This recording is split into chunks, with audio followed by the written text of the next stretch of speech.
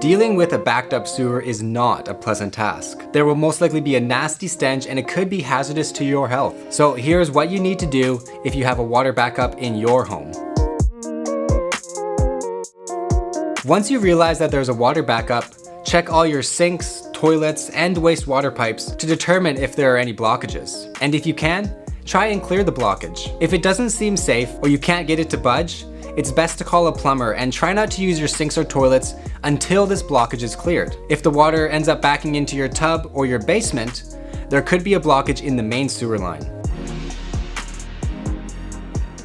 But before you go check the basement, never enter that area when there's standing water present until the power is shut off. Serious electrocutions can be the result when electricity and water are mixed. If you have to shut off the power yourself and can do so safely, take these 5 precautions. Wear rubber boots, safety glasses, and a face mask. Be sure you aren't coming into contact with anything metallic that could conduct electricity. Make sure to wear rubber gloves or use a wooden stick to shut off the electricity. And you can even open some windows in the flooded area to allow fresh air into the room and for the fumes to escape. Lastly, you can also add a bit of bleach to the standing water to provide some disinfection.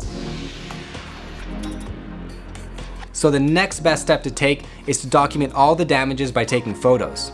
If you have insurance, it may cover a water backup and you'll want to be able to illustrate the initial impact and resulting damage through photos. So this will ultimately help you in the claims process so it can get things repaired and fixed as soon as possible. And don't forget to call your insurance agent to report the problem.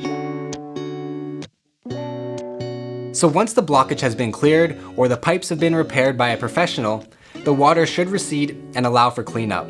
Most people will choose to leave this part up to professionals. I personally know I would, but you can definitely tackle it yourself. So when dealing with untreated sewage, it's wise to wear protection over your mouth, nose, and eyes, and a surgical mask and safety glasses will work. As you clean, you can start from the top and work your way down, and you can even hose off all your furniture and walls to remove any residual dirt. And make sure to wash all surfaces, including floors, with warm or hot water, and use a proper disinfectant and detergent. You can sanitize all these surfaces by mixing 4 parts water with 1 part chlorine bleach and a small amount of non-ammonia dishwashing liquid to clean all surfaces. Note here, never use ammonia with chlorine bleach. The mixture produces toxic fumes. So after cleaning every surface imaginable, you're going to want to wash your clothes you're wearing and shower or bathe to prevent any harm to your body.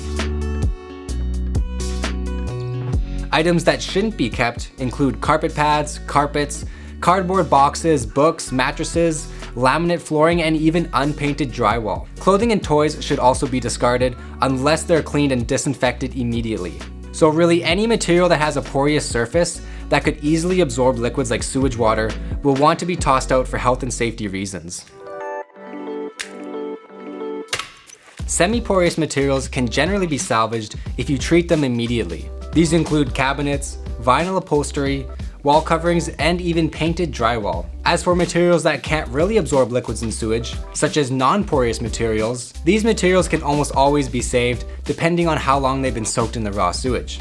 If the sewage is present for a while, there's a greater chance that there could be black mold, which is an even worse health concern. If you can, take care of these materials and clean them within a few hours of the damage, or they won't be salvageable. This list of materials includes items like tile, concrete, formica, and linoleum. Prevention can save you the headache of ever having to deal with a water or sewer backup.